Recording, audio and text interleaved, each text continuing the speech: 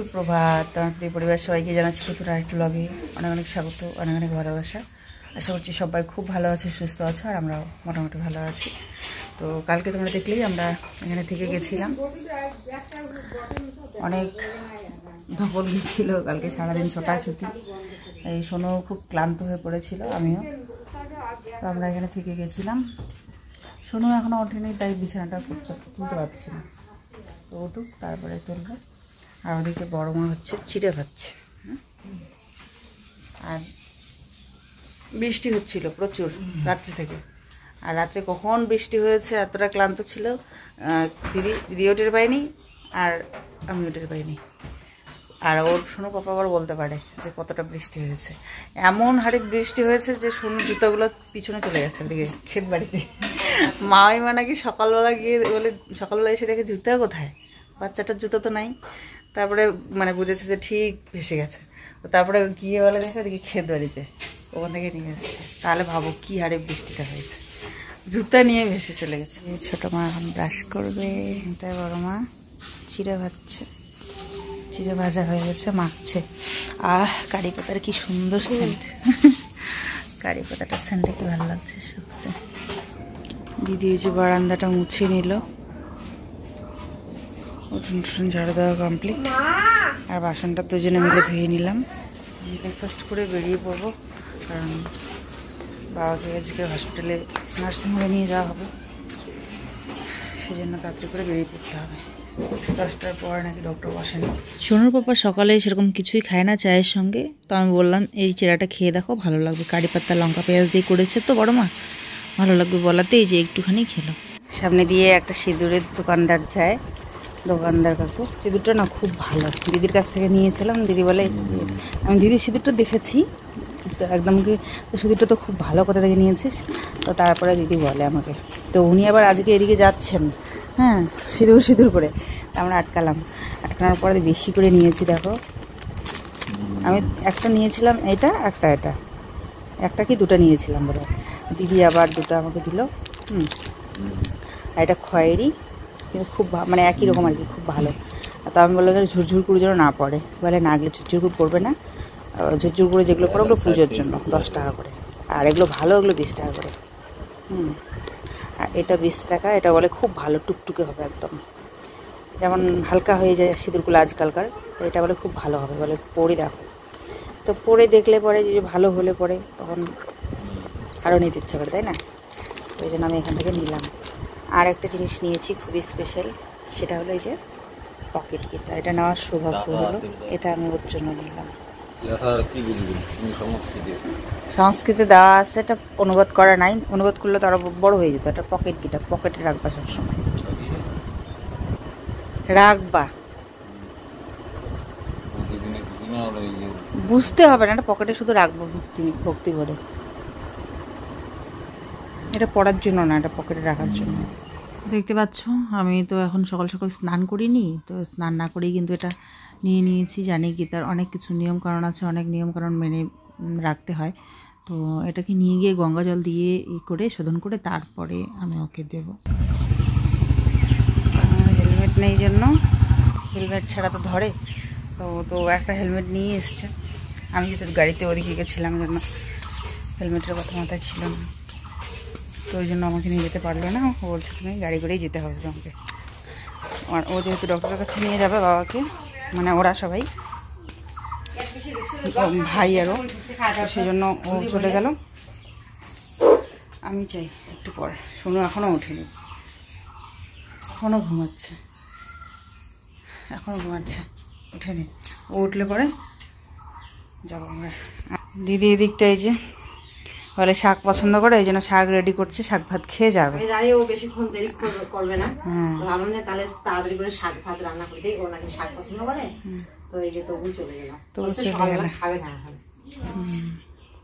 ওর খাওয়া নিয়ে তো নেই, আর মানে সব টাইম খুবই করে চলে। আধা ঘন্টা যেতেই লাগবে, 9টার মধ্যে বেরোবে বলছে, 9টার মধ্যে পাক্কা, 9টার মধ্যে বার হলো। একবারে টাইম টু টাইম, কারেক্ট যেটা করবে ওই টাইম একবারে। ও নিজে এমন করে চলবে, সাথে আশেপাশে তাকে ওইভাবে চলা খাইবে। একদম কারেক্ট টাইম 9টা তো 9টা। আমাকে বলবে একটার সময় বার হবা তো একটা। আরে তাহলে উঠবি না আজকে তুই? 9টা বাজে।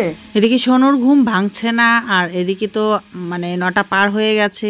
10টা বাজতে বাজতেই বড় আবার তা দিয়ে দেবে আমাকে যাওয়ার জন্য। দিদি রান্না করলো সয়াবিন আলুর তরকারি, শাকের ঝোল, আলু সেদ্ধ, বেগুন ভাজা, সয়াবিন ভাজা। চলো খেয়ে নেব।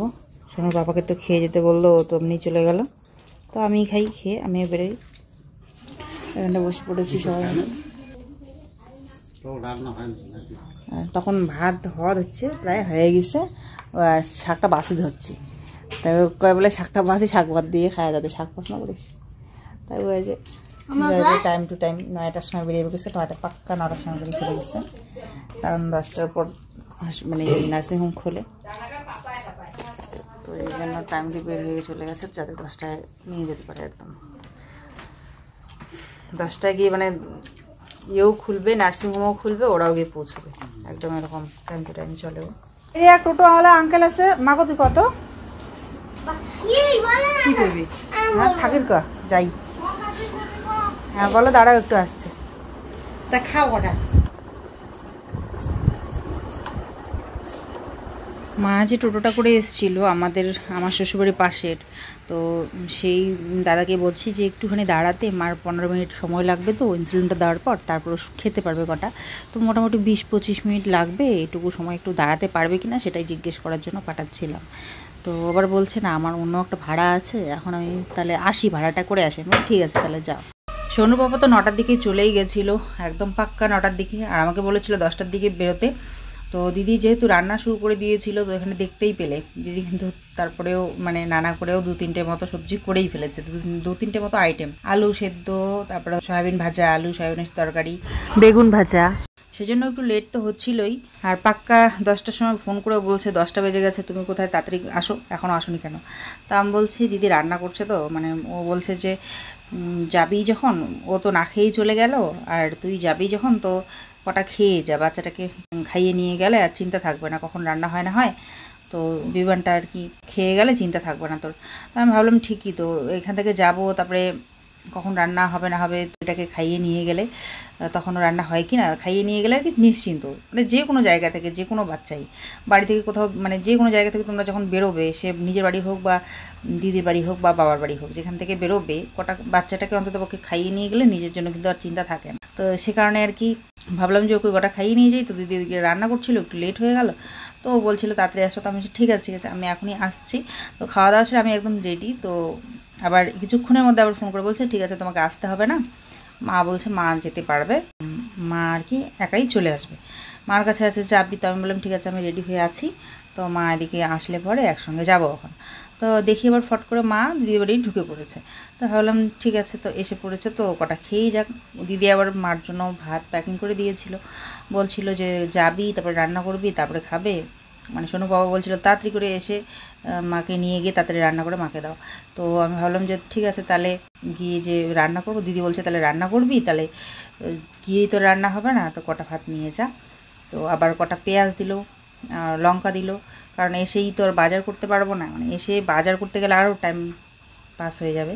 তো দিদি কটা পেঁয়াজ লঙ্কাও দিল, আবার কিছু সবজি টবজিও দিয়ে দিল, কাঁকরোল আরও কী যেন। তো ওই জন্য পরে ভাবলাম যে তাহলে ঠিক আছে, তাহলে মা এখানেই খেয়ে যাক। তো তার জন্য এই যে ইনসুলিন দিতে হবে খাওয়ার আগে। তো আমি তো ওখানে দেখেছি ঠিকই ওদেরকে, কিন্তু নিজে হাতে কখনো দিইনি। তো একদিন তো দিতে যাচ্ছিলাম, মা বললো যে দিতে পাবে না তুমি, ভয় লাগে, তো সে কারণে তো দিইনি। তো আজকে বাধ্য হয়ে দেখো দিতেই হলো। মানে বললাম না তোমাদের, আমি কাউকে না ব্যথা দিতে পারি না, নিজের উপর যত ধরনের ব্যথা আমি সহ্য করতে পারি, কিন্তু মানুষকে দিতে পারি না। কিন্তু প্রয়োজন পড়লে, আমি তো সেদিনকে বললাম তোমাদের, প্রয়োজন পড়লে করতে হয়, তাই না, বাধ্য, কিছু করার থাকে না। তো সেরকমই আজকে দেখো এরকম একটা দিন যে বাধ্য হলাম আর কি আমি মাকে ইনসুলিনটা দিতে। প্রথমে তো বুঝতে পারছিলাম না, ওকে ফোন করলাম, ফোন করে এই যে শুনে নিলাম, তারপরে শুনে নিয়ে এখন দিলাম। তারপর আবার 15 মিনিট অপেক্ষা করে মাকে ভাতটা দিয়ে দেবো। দিদি ওইদিকে দিয়ে দেবো। খাওয়া দাওয়া সেরে আমি তো রেডি হয়েছিলাম, আমার সাথে সাথে কিন্তু দিদিও রেডি হয়ে গেছিলো। দেখলেই তোমরা, এই যে শাড়ি টাড়ি পরে নিয়েছে। ও বলছিল তুই যখন যাবি এদিক দিয়ে, তো আমিও একটু দরকার আছে আমার ওখানটায় মোড়ের মধ্যে, চৌপতির মধ্যে, তো আমিও যাই রেডি হয়ে তোর সাথে। তো প্রথমে তো ভেবেছিলাম আমি হেঁটে হেঁটে যাবো, তো সেই জন্যই একসঙ্গে হেঁটে হেঁটে যাবো এই কথা ভেবে ও রেডি হয়েছে। তো তারপরে আবার মা আসলো দেখে ভাবলাম তাহলে এই টোটোতে করে আমরাও যেতে পারবো এখন। তো তারপর টোটো তো চলে গেল। তার কিছুক্ষণ পর আবার ও সোনু পাপা ফোন করে বলছে যে তোমরা থাকো, আমরা আসছি, নিয়ে যাবো আর কি, ওখান থেকে নিয়ে যাব, তোমাদের আর যেতে হবে না, ওখানেই থাকো, আমরা এদিকেই যাচ্ছি, নিয়ে যাবো গাড়ি করে। তো তারপরে ভাবলাম ঠিক আছে, আসছে যখন তো ততক্ষণ থাকি। তো তারপরে মার খাওয়া দাওয়া হওয়ার পর আমরা একটু অপেক্ষা করলাম, ওরা আবার গাড়ি নিয়ে ঢুকলো। তারপর গাড়িতে করে আমাদের যাওয়ার কথা ছিল না, আমাদের প্রথমে তো হেঁটে যাওয়ার কথা ছিল, তারপরে টোটো করে যাওয়ার কথা ছিল। আর তারপরে গাড়ি যখন আসলো, ওরা যখন ঘুরে আসলো, ডক্টর দেখানো হয়নি, কোচবিহারে গেছিলো ঠিকই, কিন্তু ডক্টর দেখানো হয়নি। তো যে কারণে ওরা ঘুরে আসছিল, তাই ওই জন্যই আর কি এদিকে আমাদেরকেও তুলে নিল। তো সেজন্যই কিন্তু পরে আর দিদি আমার সঙ্গে যেতে পারলো না। তারপরে ওকে বললাম ফোন করে যে আমি ভুলেও গেছিলাম, পরে একটু পরে মনে পড়লো আরে দিদি তো আমার সঙ্গে যেতে চেয়েছিল। তো তারপরে বললাম যে তোর তো আর যাওয়া হলো না, এক কাজ কর, দুপুরে আর তোকে যেতে হবে না এই রোদ্রে, বিকেলে রোদটা পড়লে পরে যাস। কিন্তু যখন আমরা দুজনেই যেতাম যদি, তাহলে তো আবার মানে গল্প করতে করতে কখন পৌঁছে যেতাম সেটা মানে বোঝা যেত না, তাই না? আমাদের মানে গল্প করতে করতে তো টাইম কুলায় না, রাস্তা হাঁটতে হাঁটতে গল্প শেষ হবে, মানে রাস্তা শেষ হয়ে যাবে তবু গল্প শেষ হবে না, এরকমটাই হয়। তখন আমরা কিন্তু জার্নিও টের পাই না, কোনো কিছুই টের পাই না, দিনরাত কিছুই টের পাই না। কিন্তু এখন যেহেতু আমি চলেই গেলাম, তো ওই জন্য ওকে বললাম তুই বিকেলে যাস।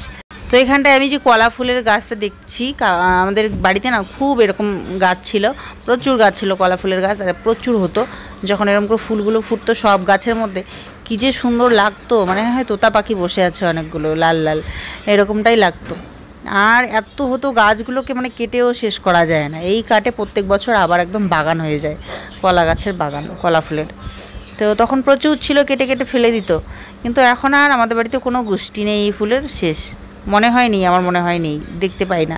কিন্তু দেখো দিদিদের বাড়িতে আবার একটা বেঁচে গেছে আর কি। যাবেন কখন আসবেন?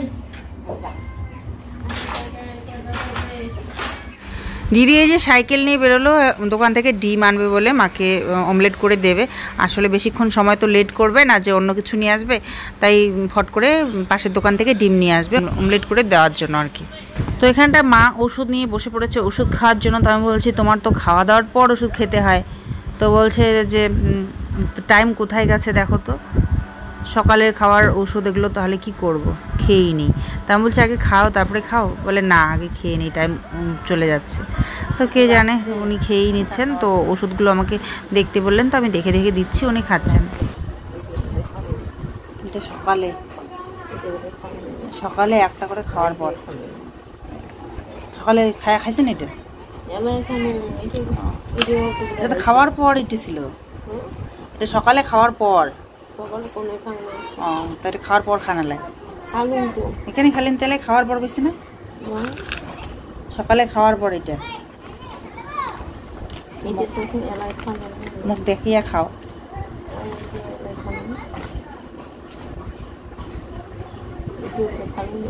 এটা রাত্রে খাওয়ার পর। এটা আসলে কি হয়েছে বলো তো, আসলে কালকে যখন আমি অ্যাবাকাস করাতে গেছিলাম সোনুকে কোচবিহারে, তো সেখান থেকে আসার পথে না সোনু একদম খুবই টায়ার্ড হয়ে পড়েছিল।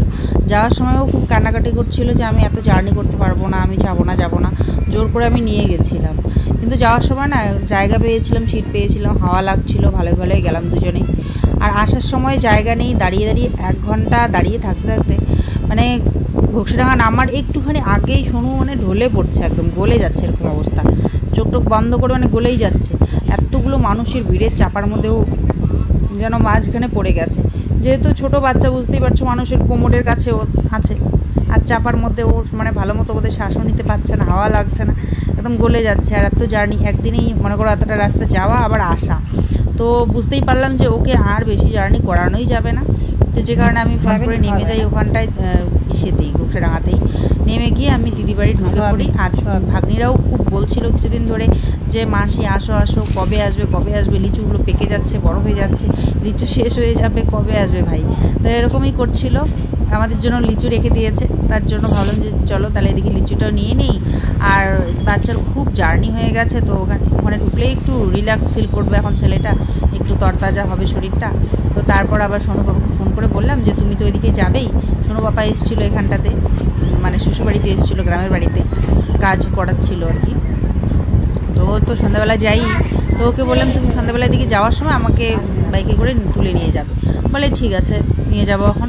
কিন্তু এই দেখো ও ঢুকেছিল, ঢোকার পর তখন তো রাতই হয়ে গেছে, তো বলছে রাতে আর গিয়ে কি হবে, রাতটুকু দিদি বলছে যে সবাই বলছে যে থাকো রাতটুকু, সকালবেলা যেও। তো বলছে ঠিক আছে কোনো ব্যাপার না, থাকি। তো থাকলাম, থাকার পর এখন সকালে উঠে দেখে ওর একটাই হেলমেট, আমাকে তো মানে এইভাবে নিয়ে যাওয়া যাবে না, দুটো হেলমেটই লাগবে, হেলমেট ছাড়া তো পুলিশ ধরবে। তো তার জন্য ও তখন চলে গেল আর আমাকে 10টার দিকে যেতে বললো। আবার তারপর দেখো মা এদিকে চলে এসছে, তো ওই যে মাকে খাইয়ে দাইয়ে এখন আমরা বেরিয়ে পড়ছি। আর দিদি আমাদের সঙ্গে যাওয়া হলো না, ওরা ওই যে ডাক্তারের কাছ থেকে ঘুরে আসলো, আসার পর এই যে ওই গাড়িতে করে যাব। তো আজকে তো ঘুরে আসলো, কালকে আবার যাবে কোচবিহারে ডক্টরের কাছে, আজকে আর হলো না, বেকার এই যে হয়রানি হয়ে ওরা ঘুরে আসলো, তাই না? এই মনে করো একটা অসুস্থ লোককে নিয়ে এভাবে নিয়ে যাওয়া, ঘুরে নিয়ে আসা, সত্যি এটা কিন্তু হয়রানি, কিন্তু কিছু করার নেই, এরকমটা হয়ে গেছে। ফোন করে নাকি জানার চেষ্টা করেছিল, ফোনে মানে সেরকম জানতে পারিনি, নাকি রিসিভ করেনি, কী যেন একটা সমস্যা হয়েছিল, তাই জানা হয়নি। তো গিয়ে ওরা ঘুরেই আসলো। তো চলো এবারে উঠে পড়ি গাড়িতে। আর দিদি এখানে বলছিল যে ভালোই হলো, দেখতে পেলাম মায়ের মাকে, যাওয়া তো হয়ে ওঠে না, রাস্তার মধ্যে এখানে দেখা হয়ে গেল, কেমন আছে নি জিজ্ঞেস করছিল। তো এখানটায় আমি সুদীপাকে টাটা করছি, ও আগের থেকে একটুখানি শুকিয়ে গেছে, বলছে মাসি দেখো আমার হাড়গুলো এখন বের হয়েছে না একটু। আমি বলছি হ্যাঁ বের হয়েছে। আসলে খুব বেশি মোটাও ভালো না, আবার খুব বেশি পাতলাও ভালো না, স্লিম থাকাটাই ভালো, সেটাই বলছিলাম যে হ্যাঁ একদম ঠিকঠাক আছিস এখন। তো এই আর কি। তো চলে আসলাম আমরা বাড়ি। তো মা কিন্তু দেখতে এসেছিল, আমি তখন মানে এখানে আছি বর্তমানে, তো এখানেই দেখতে এসেছিলো মা, যেহেতু এখান থেকে পাশেই হয়, এতদিন ওখানে ছিল দেখতে যেতে পারেনি, দূরে ছিল, এবারে পাশেই যেহেতু আছে, তো মা এদিকে নিজের জন্য একটু ডক্টরের কাছে এসেছিল। দাঁতের সমস্যা হয়েছিল মার, দাঁতের পাশে মানে দাঁতের নিচে আর কি মাংসের গোড়ার মধ্যে ওখানে ইনফেকশন হয়ে গেছে, তো তার জন্য ডক্টর দেখাতে এসেছিলো, ওষুধ নিয়েছে। আর এদিকে মা বাবাকেও দেখতে এসেছিলো, তো মা তো বাড়িতে নেই, বাবাকে দেখে গেছিলো, বেশ কয়েকদিন হয়ে গেল। তো এখানটা বাবাকে এখন বাড়িতে ঢোকানো হচ্ছে, আর এদিকে জেঠিমা ধরার জন্য করছিল, হেল্প করার জন্য। তো বাবা বলছে না না তোমরা ধরতে বাবা না, তোমরা হবে না তোমাদের দিয়ে। ওরা এই যে 2 ছেলে কিন্তু নিয়ে ঢোকাচ্ছে বাড়িতে।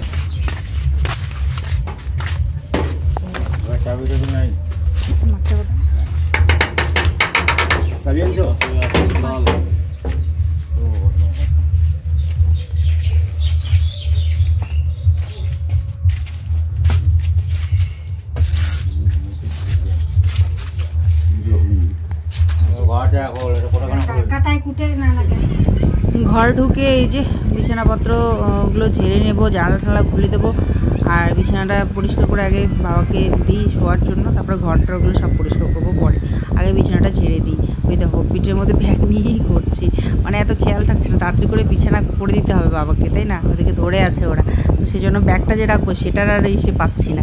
তো যাই হোক পরে ব্যাগটা রেখে এই যে এখন ঘরটা সব সাফ করে নেবো। আমাদের ওই রুমটা সাফ করার পর চলে আসলাম বাবা মার রুমে, এই ঘরটাও একটু সাফ করে দিচ্ছি। সাফ করে দেওয়ার পর কিন্তু আমি ফ্রেশ হয়ে নিয়েছি, ভালো করে ফ্রেশ হয়ে নিয়ে ভাত রান্না করেছি, ডালের বড়া, আর দিদি যে কাঁকরোল দিয়েছিল সেই কাঁকরোল ভাজা। ওগুলো করার পর অল্প কিছুই বেলা ছিল, আর বেলা বেশি ছিল না, ওদিকে সন্ধ্যা লেগে গেল। তো তারপর আবার বাবা তো ভাত খাবেন না রাত্রেবেলা, তার জন্য করে নিলাম আবার রুটি, আর তার সাথে চা। বাবা বলছিল আমি দুধ চা খাবো একটু, তো তার জন্য করে দিলাম। চা রুটি নিয়ে আমি এখানে এসে গেছি বাবাকে দেওয়ার জন্য, বাবাকে তো তুলতে হবে। এই সময় ও বাড়িতে ছিল না, কি একটা কাজে বাজারের দিকে গেছিল। এবারে দেখো সোনু তোলার জন্য চেষ্টা করছে, 1 2 3 করে দাদাকে তোলার জন্য চেষ্টা করছে, কিন্তু কিছুতেই পারছিল না। পরে আমি বাবাকে বসিয়ে দিয়ে চা রুটিটা দিয়ে দিলাম। সোনু বাবা মানে সব কিছুই তো অ্যাডভান্স করতে হয়, একদম ঝটাপট করতে হবে, এরকম আর কি। এসেই বলছিল তাড়াতাড়ি করে রান্না বসিয়ে দাও। রান্না তো করেছি, দুপুরবেলা কেউ আর খায়নি, মানে বিকালবেলা কেউ আর খায়নি। তো এই যে রাত্রেবেলা পরে মা আর আমি ভাত খেলাম, ও খেলো, সোনু একটু খেলো, আর বাবা কিন্তু রুটি আর চা খেয়েছে। তো এবারে এই যে রাত্রি হয়ে গেছে, ও রাত্রেবেলা এই যে বাবাকে নিয়ে যাচ্ছে ওয়াশরুমে, সেখান থেকে এনে আবার শুইয়ে দিল। একটু পরপরই বাবার ঘুম ভেঙে যাচ্ছিলো আর বাইরে যেতে হচ্ছিলো, আর আমাদেরও ওরকম একটু পরপরই ঘুমটা ভেঙে যাচ্ছিলো, ঠিক মতো ঘুম আর কি হয়নি। তো হয়ে গেল এখন সকাল। গুড মর্নিং বন্ধুরা। সকালবেলায় যে ও বের করে বাবাকে ফ্রেশ করাবে, তো এখানটা মাথাটা ধুয়ে দিয়ে একটু পরিষ্কার করিয়ে দেবে। পরিষ্কার করাতে করাতে ওইদিকে কিন্তু প্রিয়ারাও এসে পড়েছিল, তখন মনে হয় সকাল হবে 9টা। তো যেহেতু রাত্রেবেলা আমরা ঠিক মতো ঘুমোতেই পারিনি, উঠতে একটুখানি লেট হয়েছিল, 7:30 কি 8টা মতো বেজে গেছিলো। উঠে যে ও ফ্রেশ করছে, আমি জল গরম করে দিচ্ছি, তারপরে চা করে দিলাম। এই সেই করতে করতে এই যে ঘর দোর একটু গুছানো শুরু করেছি। বিছানাপত্র যেহেতু নিচেও পেতেছি আমরা শোয়ার জন্য। রাত্রেবেলা তো শোনো পাপা ওয়াশরুমে নিয়ে যায়, তো সেই কারণে দেখাশোনা যাতে করতে সুবিধা হয়, তাই বাবাকে বিছানায় দিয়েছিলাম আর আমরা নিচে শুয়েছিলাম। তো তার জন্য নিচে বিছানা পুরো ঘর একদম অগোছালো অবস্থা, খারাপ হয়ে আছে। আর তার মধ্যে সোনুও ওঠেনি ঘুম থেকে, ও না উঠলে আমি কী করে বিছানাটা গুছাই বলো তো, আর ঘরদোর কিছু কী করে গুছাই, তাই আমার ঘরদোরের অবস্থা খুব খারাপ হয়েছিল। আর এদিকে বাড়ির কাজ চললে বুঝতেই পারছো কীরকম জিনিসপত্র ছড়িয়ে ছিটিয়ে থাকে। ও বাচ্চারারও দোষ নেই, আজকাল রাত্রে শুতেও লেট হচ্ছে, আর রাত্রে বারবার মনে করো সবাই জেগে যাচ্ছি, ঘুম হচ্ছে না ঠিকঠাক, তাই কিন্তু সকালবেলা উঠতে সোনুরও কষ্ট হচ্ছিল। প্রিয়ারা যখন এসে ঢুকলো তখনও সোনু ঘুমাচ্ছিল, তাই তো যাই হোক এখানে বাবাকেও ফ্রেশ করিয়ে দিচ্ছে, এই যে মাথাটা ধুয়ে দিয়ে পরিষ্কার করে দিয়ে তারপরে ওই রুমে নিয়ে গিয়ে বসাবে। তো সেই জন্য বাবা মার ঘরটাই আগে পরিষ্কার করে গুছিয়ে টুচিয়ে নিয়ে বিছানাটা ঝেড়ে ঝুড়ে পেতে দিয়ে পরিষ্কার করে টান করে পেতে দিয়ে ঘরটা ঝাড়ু দিয়ে মুছে নিয়ে ওই ঘরটা আগে রেডি করে দেবো বাবার জন্য। তারপরে এই ঘরটা আমার ঘরটা পরে করছি, আগে ওই ঘরটার জন্য আগে করলাম। মাথাটা সাবান দিয়ে ধুয়ে দিয়েছে আর গাটা এই যে গামছাটা দিয়ে দিচ্ছি, গামছাটা দিয়ে মুছে নিয়ে ভালো করে পরিষ্কার করে দেবে। তো পরিষ্কার করাও হলো, অমনি প্রিয়া আর ভাইওরাও আসলো, তো তখন আর কি দুজনে মিলে ভাই আরও দুজনে মিলেই বাবাকে ঘরে ঢুকিয়ে রাখবে। বাবাকে ব্রেকফাস্ট করিয়ে তারপর কিন্তু নিয়ে যাবে হসপিটাল বলতে নার্সিংহোমে আর কি, ডক্টরের কাছে, যেখানে কালকে দেখানোর কথা ছিল। কালকে তো ছিল না ডক্টর, আজকে দেখাবে। তো পরিষ্কার করে দু ভাই মিলে এই যে নিয়ে যাচ্ছে এখন ডক্টরের কাছে। আর এদিকে আবার সোনু পাপা দেখো কতগুলো নিয়ে এসছে বরলি মাছ। এই মাছগুলো বাছতে প্রচুর সময় লাগে, তো কোনো ব্যাপার না, মানে কাজ করতে কোনো অসুবিধা নেই, কিন্তু সময় লাগে আর কি। তখন কি হয়, রান্নাটা একটু পিছিয়ে যায়, তো করতেই হবে। এখন যেহেতু বাবার আর কি বড় মাছ খাওয়াটা উচিত না, তো বরফ দেওয়া মাছ তো একদমই উচিত না। তো এই তরতাজা একদম যেগুলো আর কি লোকাল মাছ হয়, ছোট মাছ, তো সেইগুলোই আর কি খাওয়াচ্ছি। ছোট মাছগুলো বেছে কাপড় চোপড় ধোবো, বাসন ধোবো, স্নান করবো, রান্নাবান্না করবো। এদিকে রাত্রেবেলা যেহেতু আমরা ভাত খেয়েছিলাম, দুপুরবেলা খাইনি, ভাত যেহেতু বেশি হয়ে গেছিলো, তো পান্তা ভাত রয়েছে। প্রিয়াকে বললাম খাবি নাকি, তো বলছে না খাবো না। তো এই তো চা করে নিয়েছি, মিস্ত্রি দাদাদের চা দিলাম, সবাই মিলে চা খেলাম। আর মাছ ভাজতে অনেকটা সময় লেগে যাচ্ছিলো, তো ওইদিকে আবার প্রিয়া পরোটা নিয়ে এসেছিলো, তো সবাই মিলে পরোটা খেয়ে নিলাম। আমরাই আর কি, ছেলেরা তো বাড়িতে কেউ ছিল না। ওদিকে প্রিয়াদের ঘর খোলা হচ্ছে আর বিছানা ঢোকানো হবে, সাফসুফ তো একটু করতেই হবে তাই না। তো তার জন্য খুশোনাকে আমার কাছে প্রিয়া দিয়ে ওদিকে ওই কাজ করতে গেল, তো আমি একটু বাবুকে নিয়েছিলাম। মোবাইলে ছিল না জায়গা, তাই এইভাবে ফটো তুলতে হচ্ছে। তো যাই হোক, তারপর সমস্ত কাজ গুছিয়ে রান্নাবান্না করে সপরিবারই কিন্তু একসঙ্গেই খেয়েছিলাম বাবা ওরা ডক্টর দেখে আসার পর। দু ভাই মিলে এই যে বাবাকে পরিষ্কার করে স্নান টান করিয়ে দড়িয়ে তারপরে কিন্তু ওই যে ভাত রেডি করে দিলাম। এই যে সোনু পাপা মেখে দিচ্ছে, মেখে টেকে দেবে, ওদিকে ভাই আবার খাইয়ে দেবে বাবাকে। এই যে মনে করো ডক্টর দেখিয়ে আজকে নিয়ে আসলো, তারপরে কয়েকটা দিন না গেলে তো বোঝা যাবে না ওষুধগুলো কাজ করছে কি না, আদৌ কীরকম। না খেলে তো আর বোঝা যাবে না কয়েকটা দিন না দেখলে, সেটাই আর কি। না হলে তো দেখো মনে করো এক এক মানুষ এক এক রকম কথা বলে, কেউ বলে এই ডক্টর ভালো, কেউ বলে ওই ডক্টর ভালো। এখন মানে কোনটা শুনবে কোনটা না শুনবে, যে কোনো ওষুধ আনার পর কয়েকদিন না খেলে তো টের পাওয়া যায় না। এই কয়েকটা দিন সোনু বাবা সেটাই দেখছিল যে ওষুধটা আদৌ কাজ করে কি। দুদিন পর পর ডক্টররা ওষুধ চেঞ্জ করলে তো কোনো ওষুধই কাজ করবে না, তাই না। তো আজকে ভিডিওটা এখানে শেষ করছি বন্ধুরা, সবাই খুব ভালো থেকো, সুস্থ থেকো, দেখা হবে পরে ভিডিওতে।